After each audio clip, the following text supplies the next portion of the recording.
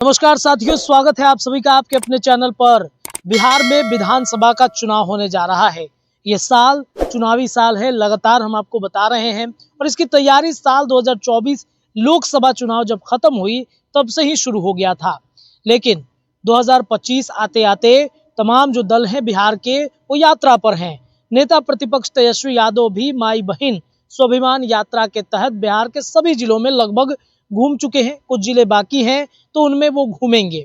ये यात्रा पहला यात्रा है, लेकिन विधानसभा चुनाव से पहले कई यात्राएं अभी चलेंगी। एनडीए का भी जिला स्तरीय कार्यक्रम चल रहा है। एनडीए के तमाम घटक दल एक एक करके जिला में पहुंचकर नरेंद्र मोदी, नीतीश कुमार के कामों को बता रहे हैं, समीक्षाएं की जा रही हैं। इन सब के बीच में तेजस्वी यादव की जो यात्रा है वो नीतीश कुमार पर भारी पड़ता हुआ दिख रहा है। ऐसी चर्चा है तेजस्वी यादव की जो माई बहन स्वाभिमान यात्रा है, प्रगति यात्रा, वो काफी नीचे चला गया है। कहां से बात उठी है? क्या तेजस्वी यादव इस बार अपना दमखम दिखा देंगे? जो लालू प्रसाद यादव हैं 2025 में तेजस्वी यादव को मुख्यमंत्री बना पाएंगे? चलिए इस पर विशेष चर्चा करेंगे। हमारे साथ हमारे सहयोगी उदित तारेन जी मौजूद है।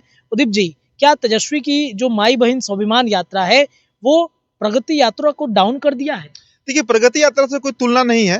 माई बहन का योजना जो चला रहे हैं तेजस्वी यादव, और जिस यात्रा पर है, जनसंपर्क यात्रा पर है, कई जिलों का उन्होंने भ्रमण कर लिया है। देखिए, खबर जो आई है हमारे पास, जो हमारे सोर्सेज बता रहे हैं, जो सर्वे टीम है जो बिहार में लगातार, खासकर जो विपक्षी दल है, उनके ऊपर जो जांच किया जाता है, जो उनके ऊपर निगरानी रखा जाता है कि उनका क्या प्रोग्रेस रिपोर्ट है, जो सीएम के सामने ब्रीफ भी किया जाता है, उससे ये आउटपुट निकल कर आ रहा है कि तेजस्वी प्रसाद यादव का जो यात्रा चल रहा है बिहार में, ये बहुत बड़ा एक वेव क्रिएट कर रहा है, एक सुनामी क्रिएट कर रहा है। जो एनडीए गठबंधन है, जो राष्ट्रीय जनतांत्रिक गठबंधन है, उसके लिए सरदर्द 2025 के विधानसभा चुनाव में ये बनने जा रहा है। अच्छा, मतलब अभी ट्रेंडिंग में है, बिहार में ट्रेंडिंग में है। और देखिए, नीतीश कुमार की आप प्रगति यात्रा की बात कर रहे हैं, नीतीश कुमार का प्रगति यात्रा ज्यादा आपको दिख रहा है सोशल मीडिया पर, ज्यादा पार्टी के प्रचार में दिख रहा है। हकीकत यही है।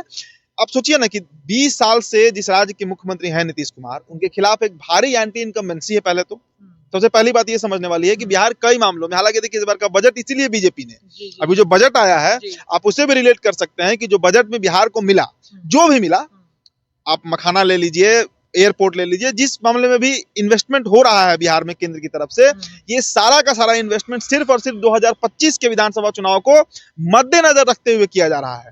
जो रिपोर्ट बता रही है, इसकी चर्चा हो रही है, और खासकर जिस यात्रा पर तेजस्वी प्रसाद यादव निकले हुए हैं, उस यात्रा का प्रतिफल है कि एनडीए गठबंधन, आप बीजेपी कहिए, आप नीतीश कुमार कहिए, आप मतलब एनडीए गठबंधन में जितने भी घटक दल हैं, आप किसी की चर्चा कर लीजिए, सब में तनाव है।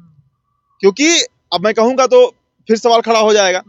आईबी का जो रिपोर्ट है, इंटेलिजेंस ब्यूरो का जो रिपोर्ट है, उसका एक डिपार्टमेंट है जो विपक्ष और सरकार दोनों के कार्य प्रणाली पर नजर रखता है। उनका जो रिपोर्ट आ रहा है, खासकर जो सीएम के सामने ब्रीफ किया जाता है, उसमें ये बात खुलकर सामने आ रही है कि तेजस्वी ने जो यात्रा किया बिहार में, लोग कनेक्ट हो रहे हैं। तो सबसे बड़ी बात समझिए रत्नेश, 2005 के बाद का जो पीढ़ी है, मतलब जिनका जन्म 2004 में हुआ, 5 में हुआ, 6 में हुआ, 7 में हुआ, जो फर्स्ट टाइम वोटर है, जो 18 साल पार कर रहे हैं, जिनको मोच का पानी आ रहा है, जो किशोर अवस्था, टीन एज पार कर रहे हैं, वैसे लोग जो हैं वो तेजस्वी से जुड़ रहे हैं। 2005 में क्या हुआ था? 2005 में एक पूरा माहौल बना था नीतीश कुमार के फेवर में, एक पूरा माहौल बना था लालू यादव के खिलाफ। वही माहौल इस बार फिर से तेजस्वी यादव ने बिहार में बनाने का प्रयास किया है इस यात्रा के मार्फत, और उसमें बहुत हद तक वो सफल होते हुए भी दिख रहे हैं। और उनके लिए तो एक प्लस पॉइंट हो गया ना कि 24 के चुनाव में भी उन्होंने यात्रा की, 24 के बाद लगातार यात्रा पर निकले हुए हैं। देखिए, तो 24 में इसका फायदा भी उनको मिला। हम इस एंगल से देख रहे हैं कि उन्होंने मात्र 4 ही 5 सीट जीता, लेकिन उसके पहले वाले लोकसभा में तो वो शून्य थे, तो वहां से तो वो बहुत बढ़ोतरी कर लिए। और जो बीजेपी, जो एनडीए 39 पे थी, वो 30 पर आ गई। तो कौन बढ़ा कौन घटा, इस एंगल से आप देखिए। हम ये नहीं कह रहे हैं कि तेजस्वी यादव ने बहुत बड़ा झंडा फहरा दिया बिहार में आरजेडी का, लेकिन ये तय है कि उन्होंने एनडीए को डाउन जरूर कर दिया। 2024 के लोकसभा चुनाव में हमने देखा ना कि डाउन जरूर उन्होंने एनडीए को कर दिया। तो इससे आप समझ सकते हैं रत्नेश कि जो आगामी दिनों में, जो आने वाले दिनों में, देखिए सबसे बड़ी बात समझिए, एक पूरी रणनीति आरजेडी की चल रही है, अति पिछड़ा प्लस एमवाई, अति पिछड़ा प्लस एमवाई। हमने, आपको याद होगा, 26 जनवरी को भी चर्चा किया था कि फूलपरास से चुनाव लड़ने जा रहे हैं तेजस्वी प्रसाद यादव। फूलपरास सीट से चुनाव लड़ेंगे, आप देखिएगा, इस पर मुहर लगेगी, आज लगे, कल लगे, जब लगे। और मंगनीलाल मंडल को प्रदेश अध्यक्ष बनना भी तय है। जी। समय का इंतजार है वो कब बनेंगे, लेकिन वो उनके बनने से सबसे बड़ा बात होगा कि बिहार का धानुक समाज जो है, और धानुक ही हम नहीं कहेंगे, हम पूरे अति पिछड़े की बात करते हैं। आप बढ़ई ले लीजिए, लोहार ले लीजिए, ठठेरा ले लीजिए, कलवार ले लीजिए, कई जातियां हैं अति पिछड़ा में, कहार ले लीजिए, वो सभी जातियां एक छतरी के नीचे आएगा मंगनीलाल मंडल के मार्फत। और इसकी पूरी रणनीति लालू प्रसाद यादव ही रच रहे हैं। इसकी पूरी रणनीति लालू प्रसाद यादव ही रच रहे हैं। पर्दे के पीछे से लालू प्रसाद सारा पॉलिटिक्स ही उनका है। तो एक तरफ तेजस्वी यात्रा पर है, एक तरफ अति पिछड़ा गोलबंदी। आपने 2024 का लोकसभा चुनाव देखा, अगर 7 सीटों पर एनडीए हारी, मैं 7 सीट कह रहा हूं, वो सिर्फ एक जाति के चलते हारी, वो जाति थी कुशवाहा।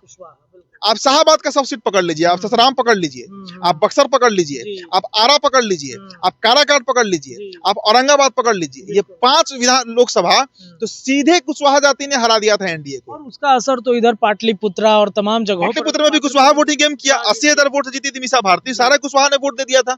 कारण क्या था? 7 कुशवाहा को टिकट दिया गया था ये महागठबंधन की तरफ से। नवादा से श्रवण कुशवाहा का आप नाम ले लीजिए, औरंगाबाद से अभय कुशवाहा कह लीजिए, राजेश कुशवाहा मोतिहारी से लड़ रहे थे, कई नाम थे, कुशवाहा ही कुशवाहा हो गया था लोकसभा में, तो उसका फायदा भी मिला महागठबंधन को। तो अगर अति पिछड़ा को साधने में सफल हो गए तेजस्वी प्रसाद यादव, और देखिएगा मिथिलांचल से लड़ना तय है तेजस्वी का, मिथिलांचल लड़ेंगे क्योंकि मिथिलांचल गढ़ है बीजेपी का, और इस वजह से बजट में मिथिला को ज्यादा फोकस भी किया गया है। आप गौर कर रहे होंगे। तो ये एक बहुत बड़ा स्ट्रैटेजी है, बहुत बड़ा मास्टर प्लान है तेजस्वी प्रसाद यादव उनकी पार्टी की तरफ से, इसमें वो सफल होते हुए जो रिपोर्ट बता रहा है वो हम बता रहे हैं।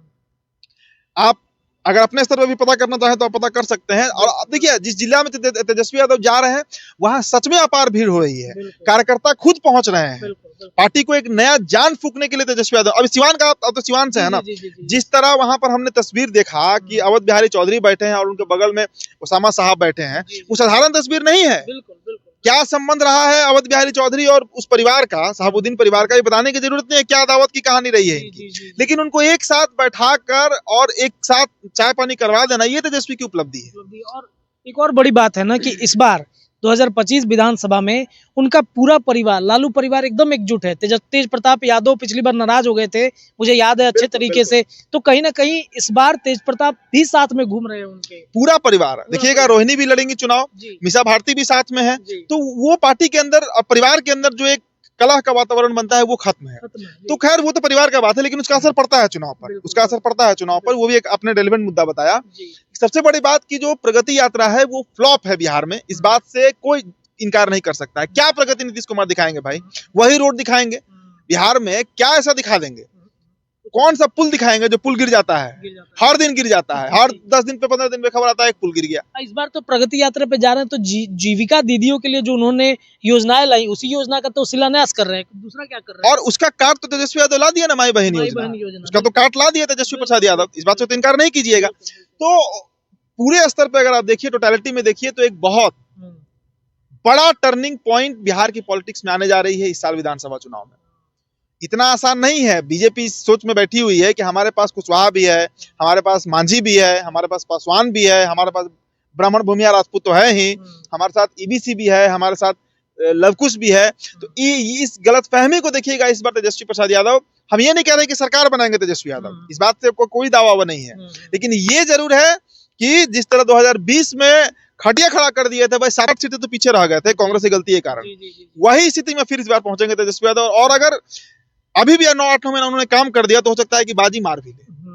हम दावा किसी बात का नहीं करते हैं, एनालिसिस कर रहे हैं, ये आकलन हम कर रहे हैं आंकड़ों के हिसाब से कि ये हो सकता है। देखिए तो आईबी का रिपोर्ट आ गया है, प्रगति यात्रा पर भारी पड़ रहा है तेजस्वी यादव की जो माई बहन यात्रा है, जो कार्यकर्ता सम्मेलन वो कर रहे हैं, वो कहीं ना कहीं वो ट्रेंडिंग में है बिहार में। और जो 18 से 20 साल यानी कि जो नए वोटर्स हैं वो काफ़ी ज़्यादा तेजस्वी यादव को पसंद कर रहे हैं। हमारे सहयोगी ने बताया भी आपको कि कैसे 2005 में एक बड़ा लॉबी नीतीश के साथ था, तो एक बड़ा लॉबी लालू प्रसाद यादव आरजेडी के खिलाफ हो गया था, और तब से ही तेजस्वी यादव लगातार लगे हुए हैं बिहार में अपनी सत्ता वापसी को लेकर। तो इस बार 2025 आसान नहीं है एनडीए गठबंधन के लिए, ये बड़ा चर्चा का विषय बन गया है तेजस्वी यादव का यात्रा। आपको क्या लगता है? अपनी राय आप कमेंट में रखिए, जुड़े रहिए अपने चैनल के साथ। बहुत बहुत धन्यवाद। खुशखबरी खुशखबरी खुशखबरी, न्यू सोनी अलंकार नव वर्ष में आपके लिए लाया है एक से बढ़कर एक सोने और चांदी के सुंदर आभूषण। हाजीपुर मरई रोड स्थित संस्कृत महाविद्यालय के सामने स्थित न्यू सोनी अलंकार अपने शुद्धता के लिए मशहूर प्रतिष्ठान है। कम समय में इस प्रतिष्ठान ने ग्राहकों के बीच अपनी एक अलग छाप छोड़ी है।